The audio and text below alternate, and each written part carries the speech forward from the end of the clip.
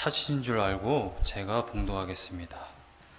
나는 내 마음에 이르기를 자 내가 시험 삼아 너를 즐겁게 하리니 너는 낙을 누리라 하였으나 보라 이것도 헛되도다. 내가 웃음에 관하여 말하여 이르기를 그것은 미친 것이라 하였고 희락에 대하여 이르기를 이것이 무슨 소용이 있는가 하였노라. 내가 내 마음으로 깊이 생각하기를 내가 어떻게 하여야 내 마음을 지혜로 다스리면서 술로 내 육신을 즐겁게 할까? 또 내가 어떻게 하여야 천하의 인생들이 그들의 인생을 살아가는 동안 어떤 것이 선한 일인지를 알아볼 때까지 내 어리석음을 꼭 붙잡아 둘까 하여 나의 사업을 크게 하였노라.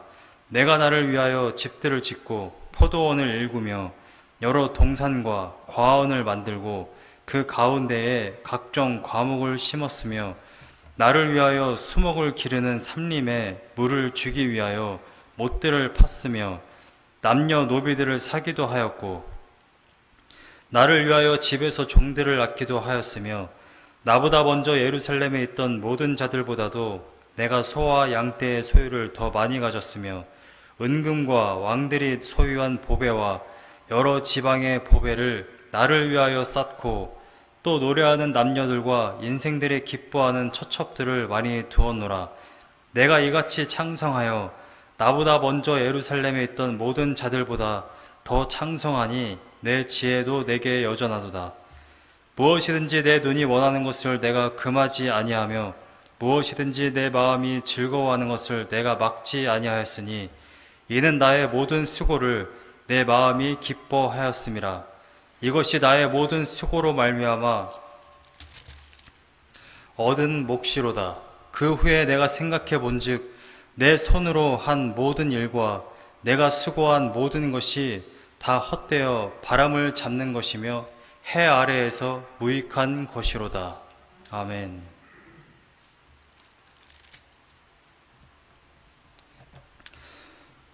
저는 오늘 즐거움도 헛되다 라는 제목으로 함께 말씀을 나누려고 합니다. 즐거움도 헛되다. 이 전의 본문에 대해서 지혜가 헛되다 라고 말하였고 첫 부분에 이미 인생의 모든 것이 헛되다 라고 지금 이 전도자는 말을 하였습니다.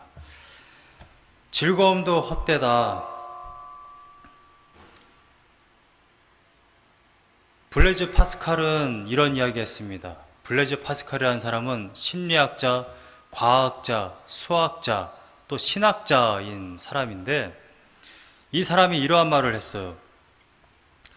모든 사람은 행복을 추구한다. 여기에는 예외가 없다. 사람들의 방법이 각기 다를지라도 모두 이 목적, 행복을 지향한다 라고 이야기합니다. 블레즈 파스칼이 이러한 이야기를 한 목적은 이겁니다. 어떤 사람은 전쟁을 나가요. 그 다음에 어떤 사람은 전쟁을 피합니다. 그런데 전쟁을 나가든 전쟁을 피하든 그 모든 사람들의 그 욕망, 그 목적은 자신의 행복 때문이라는 것입니다. 전쟁에 나가려고 군인의 지원해서 가는 사람들이 있어요. 어떤 사람들은 군대를 끝까지 안 나가려고 하는 사람들이 있습니다. 여호와 증인이라든지 어떤 권력 있는 사람들의 자녀라든지. 근데 군대를 지원해서 가는 사람이든 아니면 군대를 면제하고 싶은 사람이든 욕망은 다 똑같다라는 것입니다. 블레즈 파스칼이 말하는 것은 결국 자신의 행복을 위해서 군대를 가고 군대를 안 가고 한다라는 것입니다. 심지어 어떤 사람들, 자신의 목숨을 끊는 사람들조차도 자신의 행복을 위해서 자살을 한다라는 거예요. 내 삶에 행복이 없어. 많은 사람들이 나를 욕해. 댓글에다 대고 맨날 나를 가지고 뭐라고 해. 차라리 죽는 게 낫겠어. 죽어가는 사람들의 목적도 자신의 행복 때문이라는 것입니다. 모든 사람은 행복을 추구합니다. 행복을 추구하지 않는 사람은 없어요. 여기 앉아 계신 여러분들 가운데 나의 인생은 좀 불행했으면 좋겠어. 나는 인생에 매일 슬픈 일만 있었으면 좋겠어. 그런 분 계십니까? 그런 분 안 계시죠? 저도 저의 삶이 행복했으면 좋겠습니다. 여러분들의 삶도 행복했으면 좋겠어요. 들려오는 소식이 매일같이 목사님 집에 이런 일이 생겼어요. 목사님 인생에 이런 일이 생겼습니다. 그런 일이 있으면 얼마나 다 같이 슬프고 고통스러운 가운데 인생을 살겠습니까? 저는 여러분들의 모든 삶이 행복으로 점철되기를 간절히 소망합니다. 그런데 성경은 이렇게 이야기하는 겁니다. 시편 1편에도 잘 나와 있듯이 복이 있는 사람, 행복한 사람, 축복받은 사람은 하나님과 함께하는 사람이다. 시냇가에 심기운 나무처럼. 시냇가에 심기운 나무는 물이 필요 없거든요. 그냥 거기에 심겨져 있기 때문에 그냥 매일같이 물을 공급받습니다. 하나님과 함께하는 인생이라는 것은 바로 그러한 인생인 거예요. 굳이 우리가 또 복을 찾고 행복을 찾을 필요가 없이 우리의 존재 자체가 행복이라는 거예요. 왜냐하면 하나님이 계시기 때문에. 할렐루야. 그런데 오늘 본문의 전도자는 실험을 한번 해봤다라는 것입니다. 오늘 본문에 보시면 전도자가 실험을 하나 합니다. 1절을 보면 이렇게 되어 있습니다. 나는 내 마음에 이르기를 자 내가 시험 삼아 너를 즐겁게 하리니. 여기서 너는 자기 자신을 지칭하는 것이거든요. 전도자는 지금 테스트를 한번 해봤다라는 것입니다. 무슨 테스트를 했느냐. 너를 즐겁게 하리니 너는 낙을 누리라 하였으나. 실험이 뭐냐면 내가 인생 가운데 어떤 실험 도구를 통해서 실험을 한번 해봐서 나의 마음이 정말 즐거운지 행복한지 만족감이 있는지 한번 실험을 해봤다라는 것입니다. 그런데 1절에 벌써 결론이 나와버려요. 보라 이것도 헛되도다. 전도자는 실험을 한번 해봤어요. 내가 인생에서 즐거움을 누리려면 어떤 것을 한번 해봐야 될까? 전도자가 뭘 했느냐? 다 해봤습니다.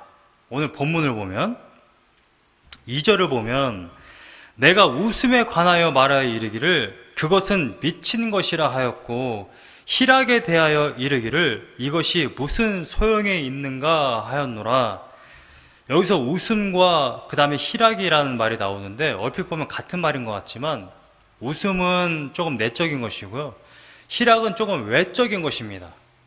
웃음은 우리의 감정이 내적으로 웃을 수 있는 것이고 여기서 말하는 희락은 정말 외적으로 표현되는 기쁨, 그것을 이야기하는 거예요. 그런데 2절에 전도자는 이렇게 질문을 합니다. 내가 웃음에 관하여 또한 낙을 이루기 위해서 기쁨을 누리기 위해 어떤 실험을 한번 해봤는데 이게 어떤 소용이 있었는가, 무슨 소용이 있었는가. 영어를 보면 좀 더 와닿아요.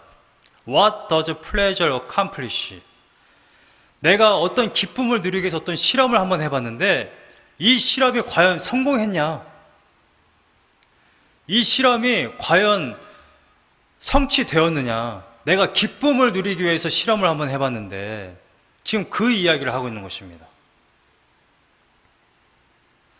여러분들은 여러분들의 삶이 행복하기 위해서 어떤 행동, 전도자가 말한 것처럼 어떤 실험을 한번 해보셨습니까?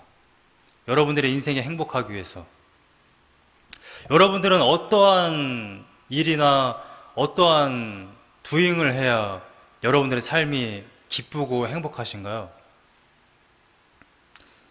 생일날 생일 파티를 좀 해야 좀 행복하고, 자녀들이 막 승진하고 예쁜 자녀 낳고 하면 좀 행복하고, 그렇죠. 오늘 본문의 3절을 보면 먼저 전도자는 내가 내 마음으로 깊이 생각하기를 내가 어떻게 하여야 내 마음을 지혜로 다스리면서 술로 내 육신을 즐겁게 할까, 또 내가 어떻게 하여야 천하의 인생들이 그들의 인생을 살아가는 동안, 그러니까 죽기 전에 이 인생을 살아가는 동안 어떻게 해야 어떤 것이 선한 일인지, 여기서 선한 일이라는 것은 1절에 나와 있는 너는 낙을 누리라 하였으나 라고 했을 때 이 낙과 같은 단어입니다. 그러니까 기쁨, 행복, 만족감, 즐거움, 같은 이야기예요. 그러니까 어떤 것이 나에게 즐거움을 줄 일인 것인지 알아볼 때까지 내 어리석음을 꼭 붙잡아 둘까 하여 라는 이 표현을 쓰고 있는데, 한글 번역 정말 어렵습니다. 제가 정말 볼 때마다 느끼는데, 근데 이제 간단하게 말씀을 드리면 이거예요. 전도자가 자신의 기쁨을 위해서 어떤 실험을 해봤는데, 첫 번째는 쾌락을 한번 즐겨봤다라는 거예요.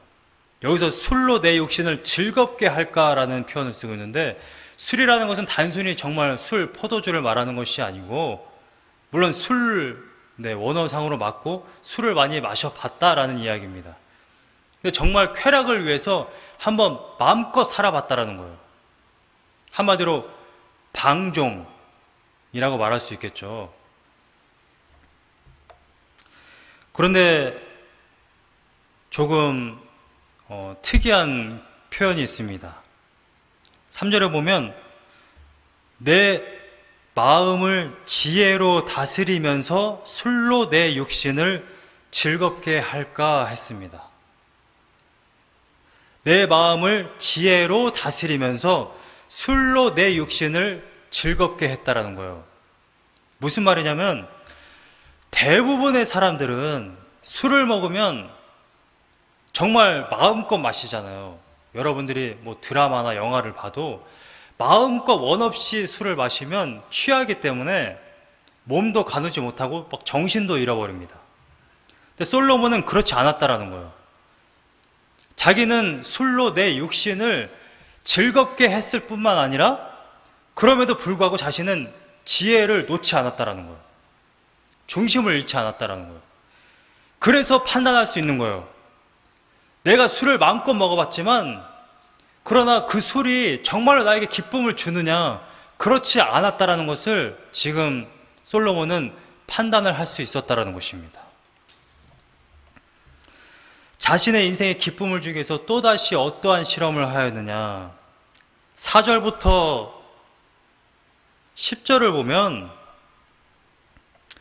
나의 사업을 크게 하였노라. 4절에 내가 나를 위하여 집들을 짓고 포도원을 일구며,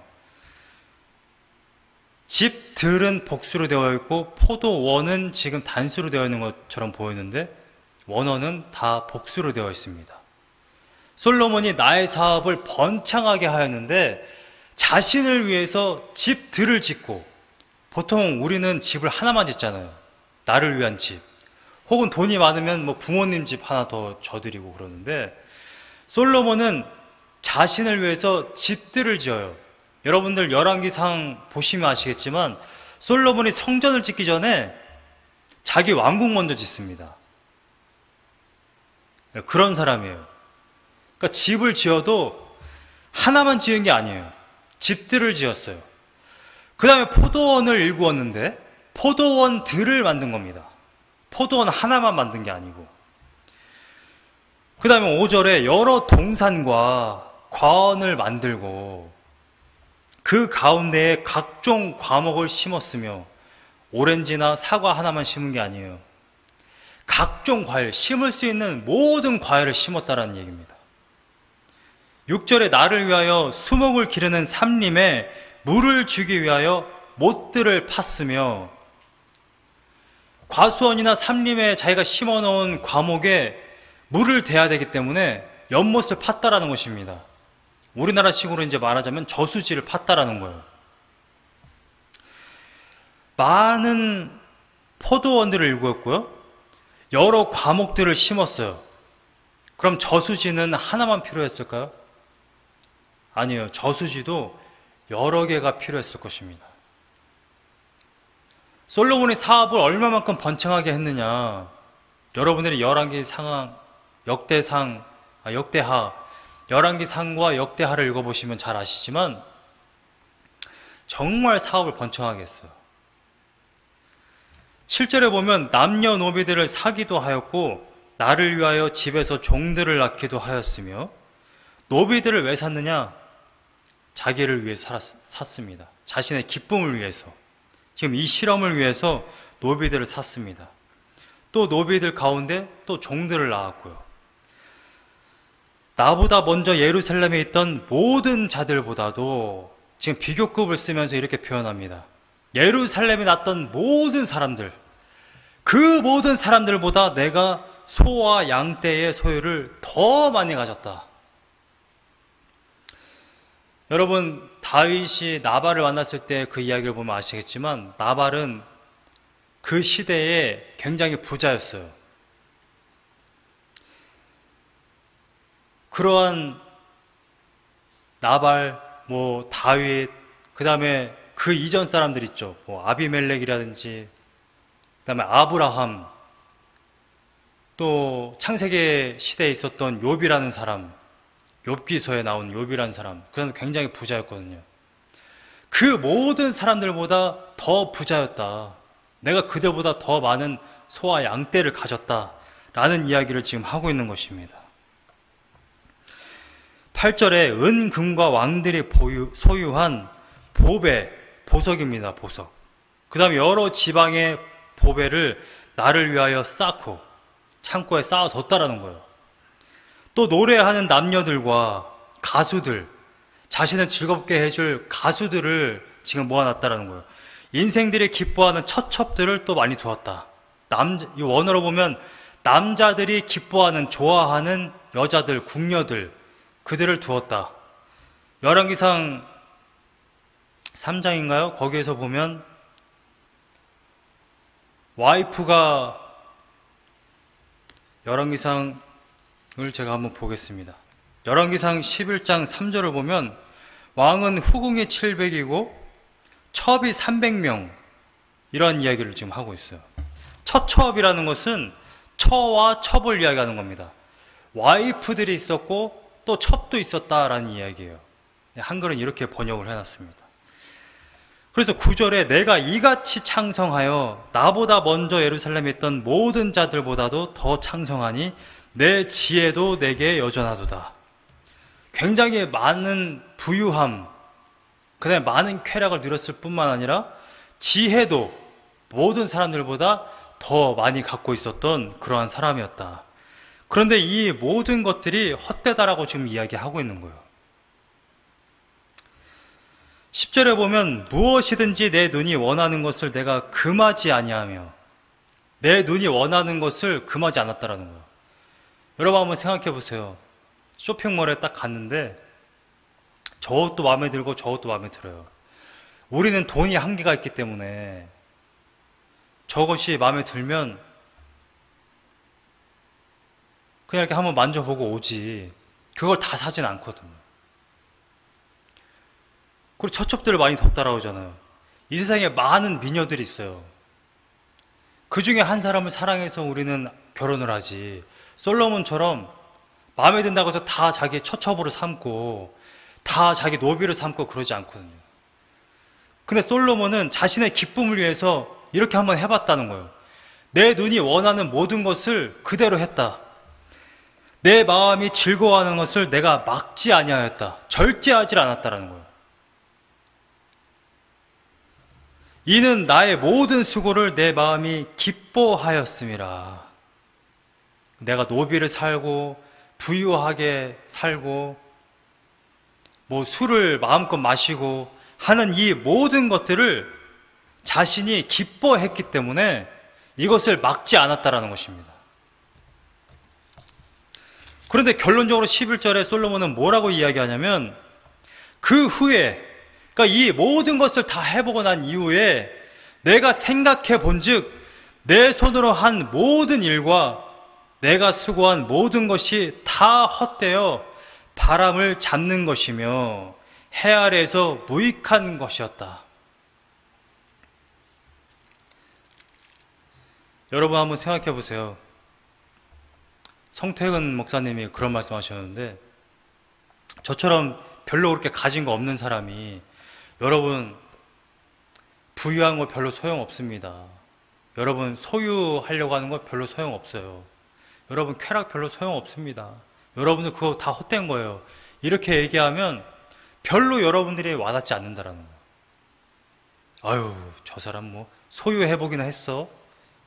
지질이 가난해가지고 뭘 가져보지도 않았으면서 뭘 헛되다라고 이야기를 해. 근데 솔로몬은 모든 것을 다 가져본 사람이라는 거예요. 모든 걸 다 누려본 사람이 그건 다 헛되라고 이야기하면 우리가 한번 그 이야기를 들어볼 만하다라는 거예요. 송태근 목사님이 말씀하신 겁니다. 뭐 이건희 회장님이 뭐 차가 뭐 스포츠카 뭐 몇 대에 뭐 차만 해도 여러 개고 뭐 이 재산은 가면 뭐 계산할 수 없잖아요. 근데 이건희 회장님이 여기 딱 와가지고 한번 이렇게 말씀한다고 생각해 보세요. 여러분, 제가 차가 몇 대고 재산이 몇 조 원이고 합니다. 근데 그 모든 것이 다 소용없어요. 저는 이틀 후면 죽습니다.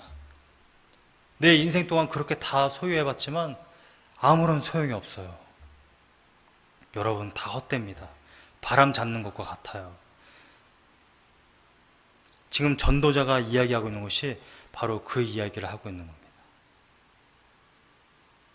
근데 솔로몬의 이 이야기가 와닿지 않는 부분이 딱 한 군데 있어요. 자신은 지혜를 잊지 않았다라고 이야기하는 부분입니다. 물론 하나님이 원래 지혜로웠던 그 솔로몬에게 지혜를 더 부어주신 거 맞아요. 그 다음 또 지혜가 있었기 때문에 이런 전도서도 집필을 했습니다. 잠언도 집필했죠. 그건 인정합니다.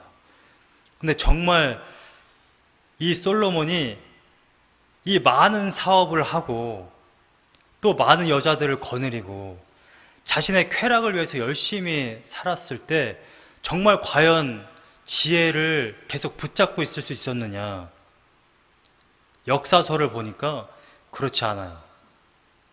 열왕기상 11장을 보면 이렇게 되어 있습니다. 11장 9절에 보면 솔로몬이 마음을 돌려 이스라엘의 하나님 여호와를 떠남으로. 솔로몬이 왜 여호와를 떠났죠? 11장에 보면 이 후궁이 700명, 첩이 300명인데 솔로몬의 나이가 많을 때에 그의 여인들이 그의 마음을 돌려 다른 신들을 따르게 하였어요. 지금 성경에 있는 겁니다. 열왕기상 11장 4절에 1000명의 여자가 솔로몬에게 와서 각 사람들마다 솔로몬이요, 여보, 내 나라 시돈에 있었을 때 나 바알 신상 섬겼어. 바알 신상 하나만 좀 만들어줘. 나 밀곰이 아니고 밀곰 신상 하나만 만들어줘. 솔로몬이 자기 처첩들을 사랑했잖아요. 그거 하나 못 만들어주겠어? 내가 왕인데. 시아들 시켜서 만들어버리죠.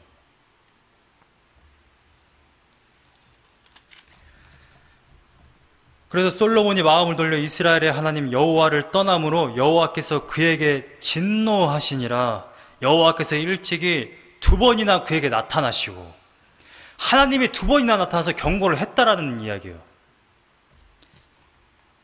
그래서 10절에 이 일에 대하여 명령하사 다른 신을 따르지 말라 하셨으나 그가 여호와의 명령을 지키지 않았으므로 11절에 여호와께서 솔로몬에게 말씀하시되 내가 이러한 일이 있었고 또 내가 내 언약과 내가 내게 명령한 법도를 지키지 아니하였으니 내가 반드시 이 나라를 내게서 빼앗아 내 신하에게 주리라. 여러분, 그래서 바로 12장에 보면 나라가 갈라져요.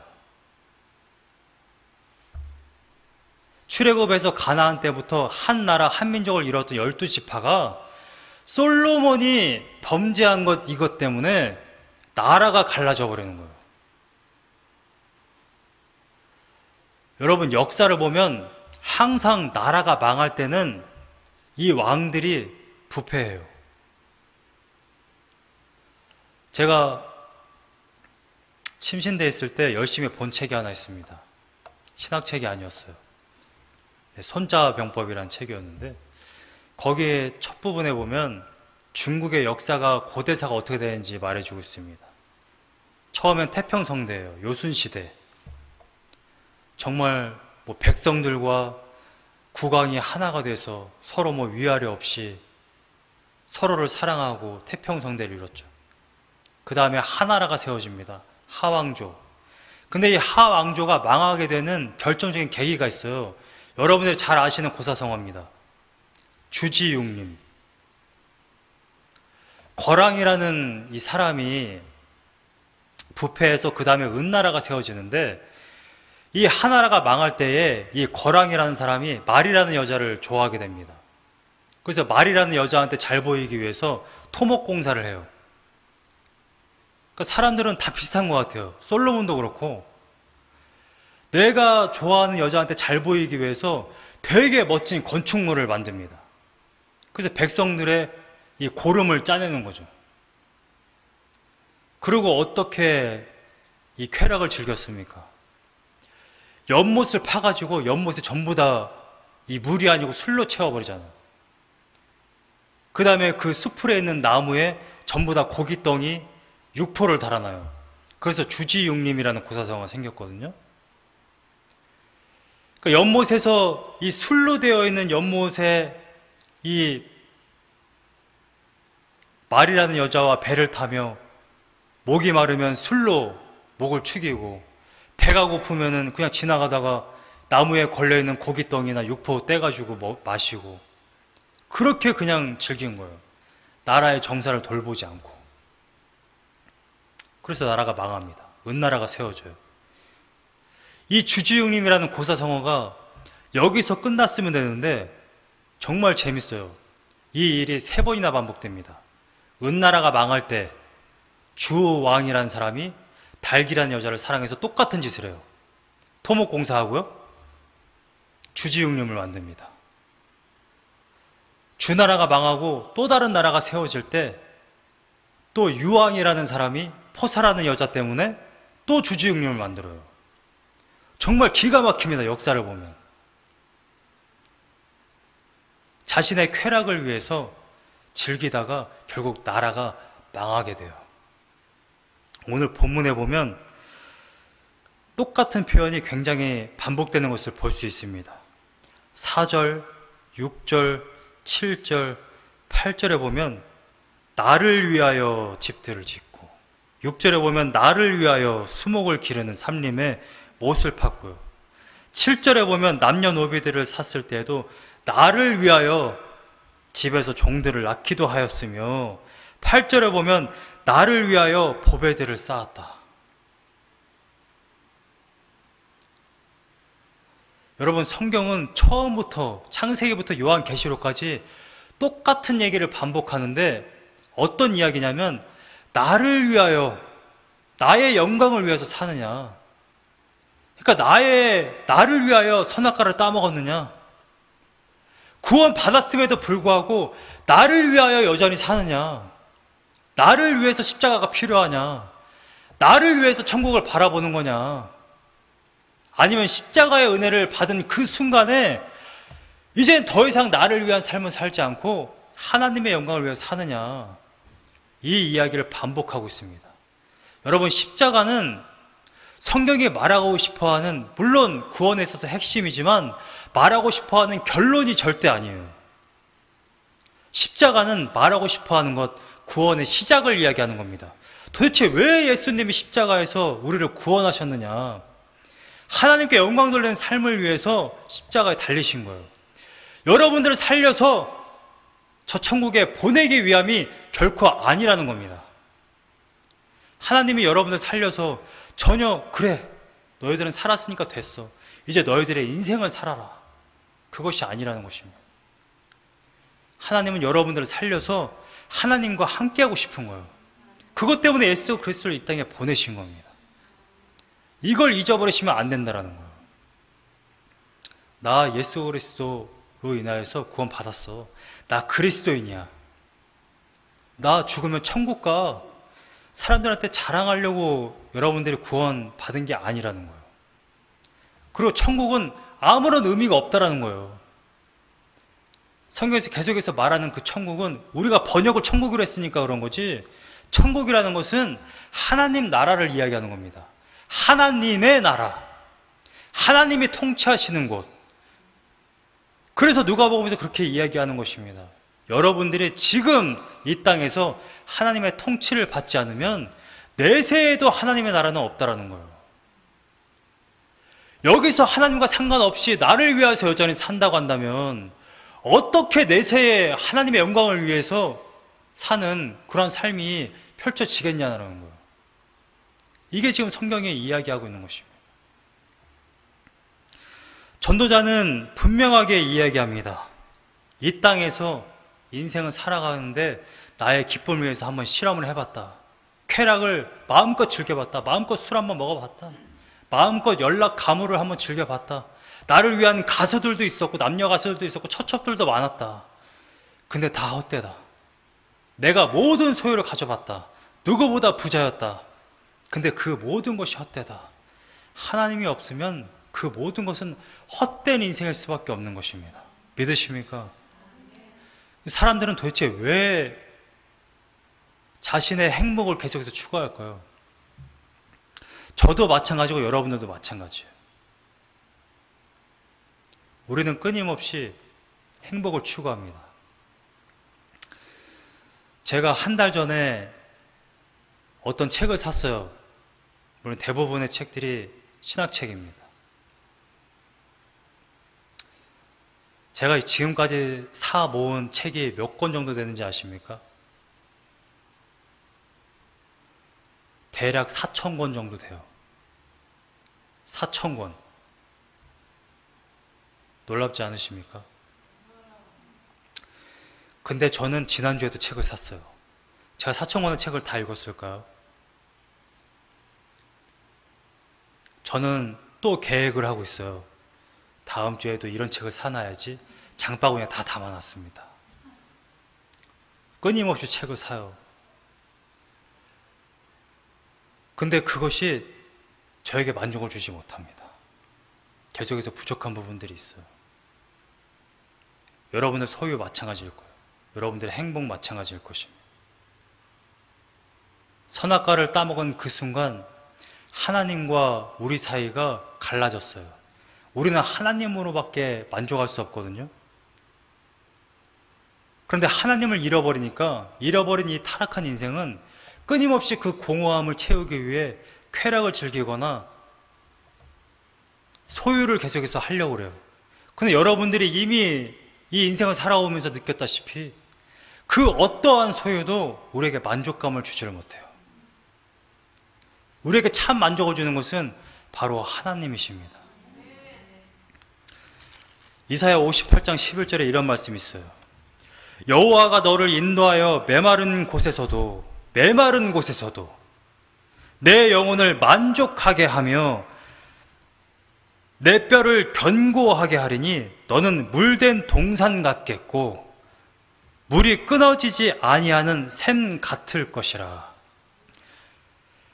메마른 곳에서도 물된 동산 같겠고 물이 끊어지지 아니하는 샘 같을 것이라.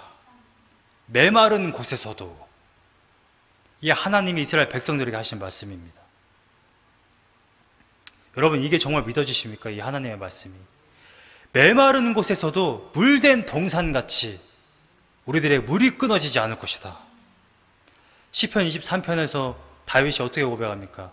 여호와는 나의 목자시니 내게 부족함이 없으리로다. 여러분, 정말 여호와로 말미암아 부족함이 없으십니까? 그러한 인생을 살고 계십니까? 네, 그러한 인생을 축복합니다. 다윗이 시편 23편을 쓸 때에는 광야에서, 그 시를 보면 알거든요. 광야에서 지금 시를 쓰고 있어요. 광야에서 시를 쓰고 있다라는 의미는 두 가지 중에 하나예요. 사울을 피해 도망가는 그때거나 10년 동안 광야 생활하던, 심지어는 블레셋 그 개처럼 취급하는 나라에까지 가서 잠을 청했던 그 시절, 사울을 피해 도망가던 그 시절이거나 아니면 자신의 아들이 공격할 때 도망가던 그 시절이거나 정말 참혹한 시절 아닙니까? 광야에서 홈리스처럼 살던 그 시절, 심지어는 자신의 자식이 나를 괴롭히던 그 시절, 혹은 사울을 피해 10년 동안 도망다니던 그 시절, 그 시절에 다윗이 이 시를 썼다는 거예요.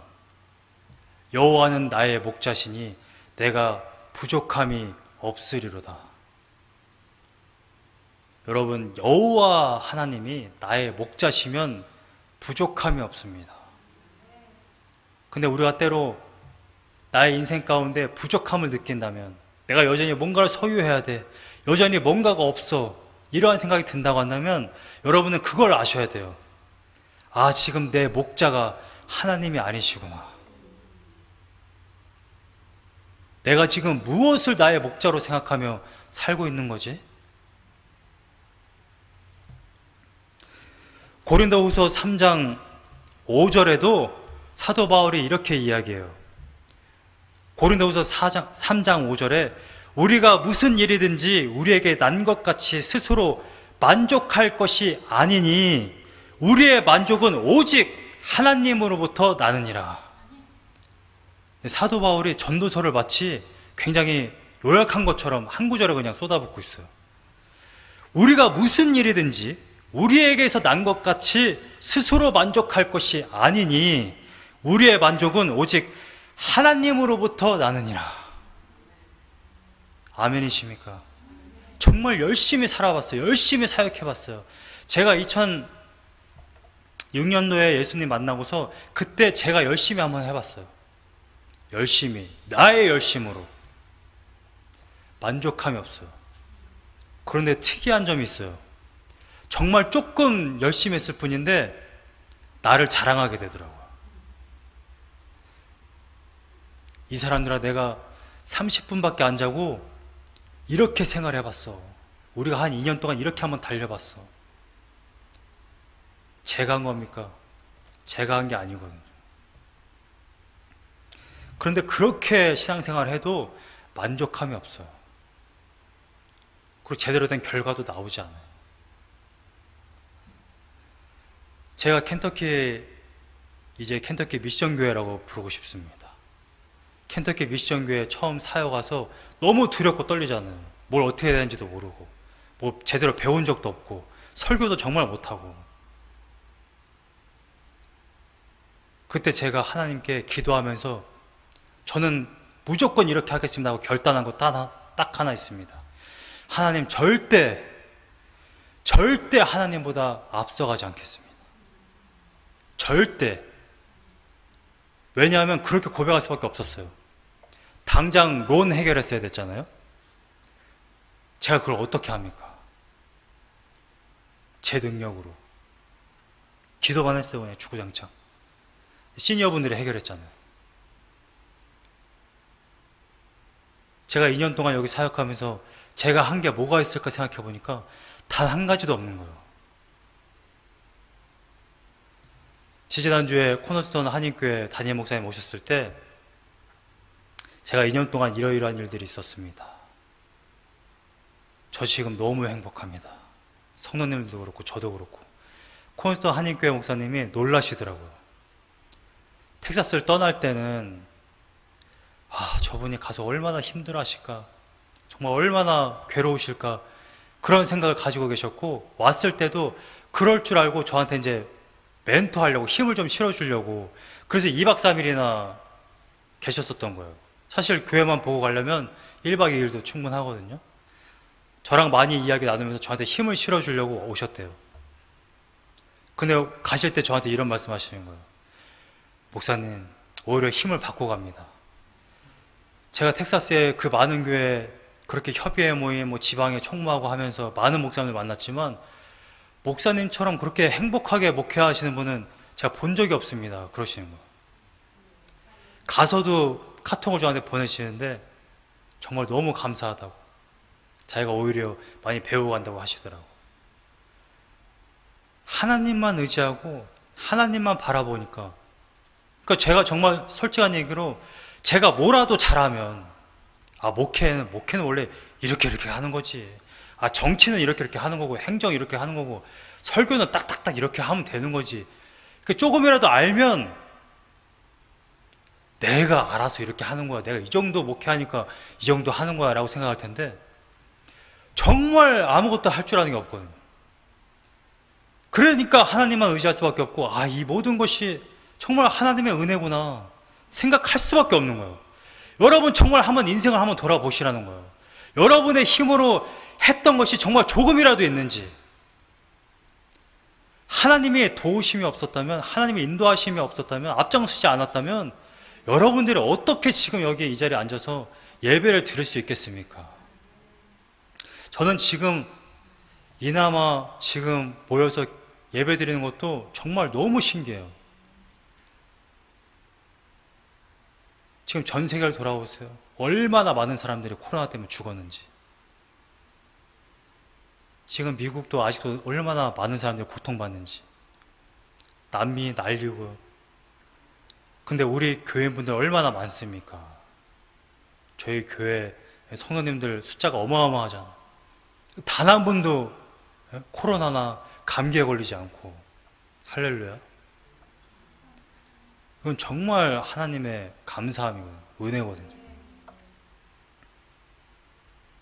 고린도후서 방금 읽은 3장 5절에 지금 사도 바울이 이 이야기를 왜 하냐면 5절 전에 4절을 보니까 이렇게 되어 있습니다. 우리가 그리스도로 말미암아 하나님을 향하여 이 같은 확신이 있으니, 그리스도로 말미암아 확신이 있으니까 이런 고백을 한다라는 거예요. 우리가 무슨 일이든지 우리에게서 난 것이 스스로 만족할 것이 아니니 우리의 만족은 오직 하나님으로부터 난다. 이 확신이 어디서 나느냐? 그리스도로 말미암아 난다라고 지금 고백하는 것입니다. 여러분, 하나님이 정말 온 천지 만물을 지으셨고, 그래 우리는 하나님만으로 만족할 수 있어. 아무리 고백을 해도 그 하나님이 우리를 찾아와 주지 않고 하나님이 우리와 관계를 맺을 수 없는 상태라고 한다면, 하나님이 아무리 천지 만물을 지으시고 그분이 우리의 만족이라 할지라도 그거는 우리와 아무런 상관이 없어요. 많은 종교가 진리를 쫓아갑니다.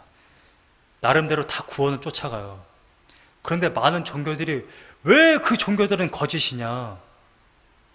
정말로 그들이 쫓는 진리가 물론 하나님도 아니지만 정말 하나님이라고 칠지라도 하나님으로 갈 수 있는 길이 없다라는 거예요. 길이. 근데 우리는 그 길이 있다라는 거예요.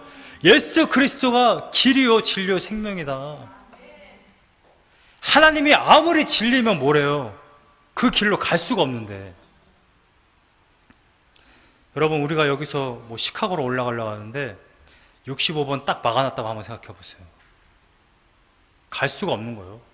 비행기 하늘길도 막아놨다 그러면. 길이 있어야만 돼요. 길이. 예수 그리스도로 말미암아 하나님을 향하여 이 같은 확신이 있다. 3장, 제가 지금 4절을 읽은 건데 그 다음 장 4장에 7절을 보면 우리가 잘 아는 말씀이 있습니다. 우리가 이 보배를 질그릇에 가졌으니. 여러분들이 왜 이 세상의 모든 것들은 헛되지만 하나님 한 분만으로 만족할 수 있는지 아십니까? 여러분이 이 보배를 여러분들 안에 가졌거든요. 질그릇은 아무것도 아니에요. 정갈하지도 않고요. 이렇게 찌그러져 있고 흙으로 되어 있고 살짝만 떨어뜨려도 깨지는 것이 바로 질그릇입니다. 근데 질그릇에 보석을 담아다니는 거예요. 보석을. 그러면 그 질그릇의 가치는 그냥 질그릇이 아니에요.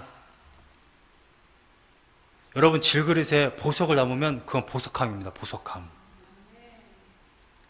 그런데 아무리 잘 만들 도자기로 쌓아도 거기에 배설물이 들어가면 그냥 요강이에요. 요강. 여러분들 요강 아시죠? 저희 시대는 아는데 최범 선생님 아는지 모르겠어요. 아무리 도자기 청자로 만들면 뭐예요? 그 안에 배설물이 들어가면 아무것도 아니에요. 여러분들은 질그릇일지 모르지만 보배를 가졌다는 거예요. 보배를. 할렐루야. 이 보배라고 쓰여져 있는 단어가 데사우루스예요. 데사우루스. 이 단어가 어디 쓰여져 있나 보니까 마태복음 13장에 있네요. 마태복음 13장 44절에 이런 말씀이 있어요. 천국은 마치 밭에 감추인 보화와 같으니 이를 발견한 후 숨겨두고 기뻐하며 돌아가서 자기의 소유를 다 팔아 그 밭을 사느니라. 여러분들이 가진 복의 가치는 여러분들이 가진 그 모든 것과 비교할 수가 없는 거예요. 여러분, 저희 교회 잔디가 굉장히 넓어요. 제가 때로 산책을 하다가 보니까 저기 잔디 저 구석 어딘가에 뭔가 반짝이는 게 있는 거예요. 가서 보니까 다이아몬드예요, 다이아몬드. 그래서 여러분들에게 아무한테도 말하지 않고 거기서 잘 숨겨놨다가 제가 열심히 한국에 있는 돈, 사채, 교회 몰래 다 팔아가지고 제가 제 명의로 저 밭을 사버리는 거예요. 지금 그 얘기를 하고 있는 거예요, 그 얘기를. 13장 44절의 이 이야기는. 밭에 가서 그냥 밭 매러 갔는데 뭐가 반짝이는 거예요. 가서 보니까 보석이 있는 거예요. 저 밭을 사면 저 보석이 제 거거든요. 44절의 이 보화는 단수로 쓰여져 있는 것이 아니라는 걸 여러분들 아시겠죠? 보화가 가득한 거예요. 고작 다이아몬드 하나 저 잔디밭에 떨어져서 제가 그냥 들고 오면 되죠. 그냥 가져올 수가 없는 거예요. 너무 많은 거예요, 그 보화가. 어마어마한 가치가 저기 매장되어 있는 거예요. 사채를 끌어모아 모든 사람 인맥 동원해서 다 돈을 끌어모아가지고 저 밭을 사야 되는 거예요. 너무 당연한 거예요. 우리가 가지고 있는 보배의 가치는 그거라는 겁니다, 그거.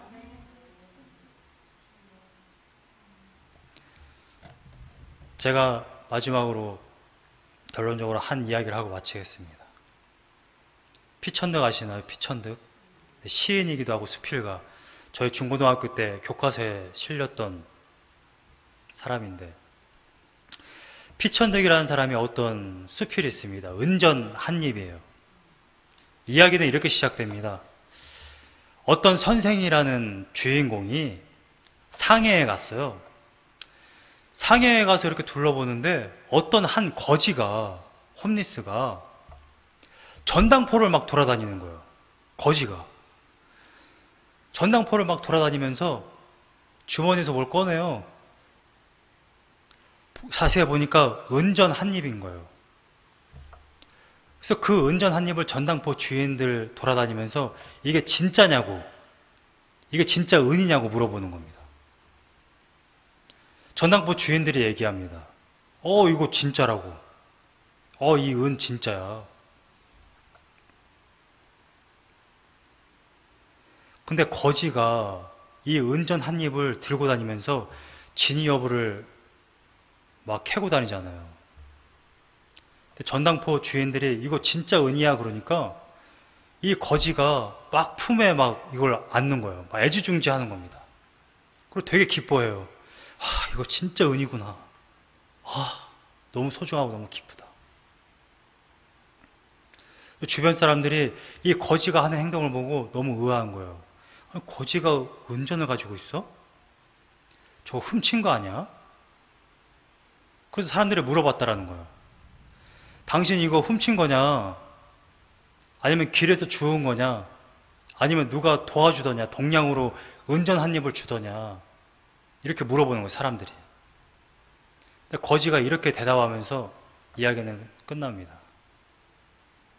이보시오, 누가 나 같은 그지한테 은전 한 입을 줍니까?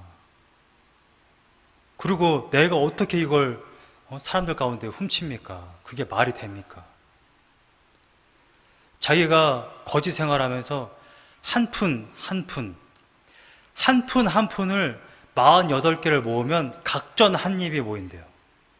48개를 모으면 각전 한 입. 이 각전 하나가 6개가 모여야 대양 하나로 바꿀 수 있대요. 대양. 이게 은전 한 입이라는 거예요. 그럼 얼마나 많은 시간을 이 한 푼 한 푼을 모아야 이 은전 한 입을 모으겠어요. 반년이 걸렸다는 거예요. 반년이. 그래서 이 주인공 선생에게 물어봤다는 거예요. 아니, 거지면 하루 벌어 하루 먹고 사는 거지. 아니, 왜 이 은전 한 입을 모았습니까? 그리고 왜 이거 은전 한 입을 해서 도대체 뭘 하려고 이렇게 만들었습니까? 거지가 단 한마디 하고 이야기는 끝나요. 저는 그저 이거 은전 한 입을 갖고 싶었습니다. 그 사람한테는 먹고 살려고 또는 뭐 부유해서 부유하게 뭐 소유 이러는 것이 아니라 그냥 그거 하나 갖고 싶었던 거예요.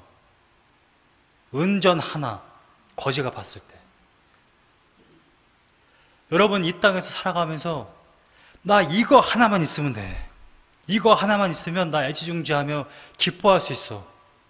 그것 있으십니까? 집에 불이 나도 이거 하나만 있으면 돼. 갖고 나와야 될 거. 이 세상에 전쟁이 나도 내가 이거 하나만 있어야 돼. 저 같은 경우는 뭐 맥북일 수도 있고요. 모든 정리를 여기에 해놨으니까 성경 한 권일 수도 있어요. 여러분, 정말 이거 하나만 있으면 돼. 다른 건 다 헛돼. 다 아무런 의미 없어. 이거 은전 한 입만 있으면 돼. 하는 그것. 여러분들의 삶 가운데, 인생 가운데 그게 예수 그리스도이기를 간절히 소망합니다. 그거 하나. 여러분 다 잊어버리셔도 예수 그리스도 하나. 그게 여러분들 삶 가운데 가장 소중한 것, 가장 애지중지하는 것, 나에게 참 만족을 주는 것, 나에게 정말 즐거움을 주는 것, 그것이 예수 그리스도이기를 간절히 소망합니다.